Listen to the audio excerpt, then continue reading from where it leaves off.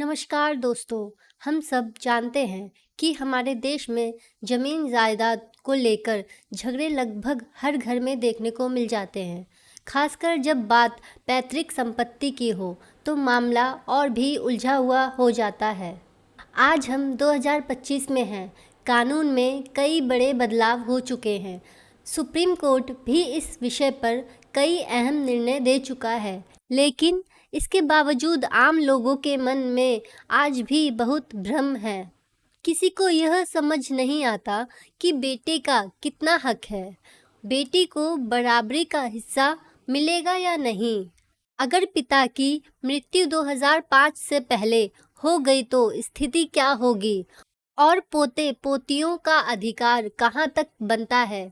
जब परिवार के सदस्य अपने हिस्से से पीछे नहीं हटते तो सवाल उठता है, कानून रूप से अपना हक कैसे लिया जाए। इन्हीं उलझनों को साफ करने के लिए हमने सोचा कि क्यों ना इस विषय पर एक विस्तृत वीडियो बनाया जाए, ताकि आप सब को स्पष्ट और सही जानकारी मिले और कोई आपको गलतफहमी में डालकर ठगे नहीं। आज हम बात करेंगे पैतृक संपत्ति से जुड़े 5 अहम अधिकारों की, जिन्हें हर व्यक्ति को जानना बेहद ज़रूरी है।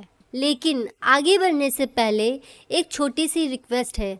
अगर यह जानकारी आपके काम की लगे तो वीडियो को लाइक कीजिए, और अगर आप चैनल पर नए हैं तो सब्सक्राइब कर बेल आइकन दबा दीजिए, ताकि अगली महत्वपूर्ण जानकारी सबसे पहले आप तक पहुंचे।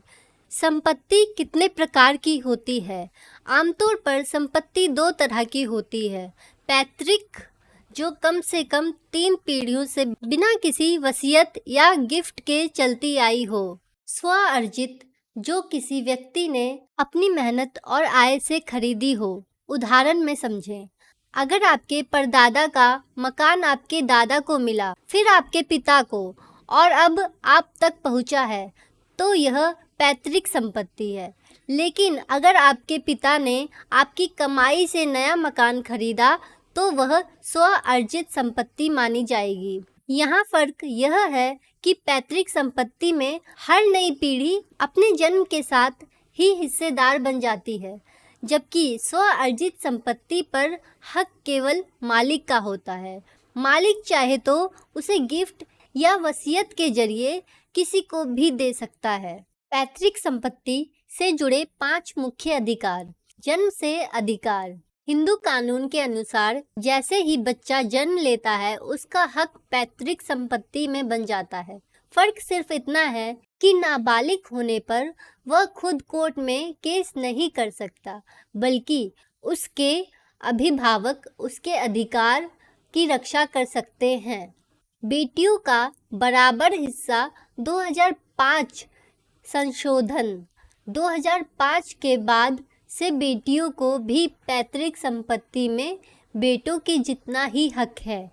सुप्रीम कोर्ट ने साफ कहा है कि पिता की मृत्यु 2005 से पहले हुई हो या बाद में, हर बेटी अपने भाई के बराबर हिस्सेदार होगी। साझा अधिकार।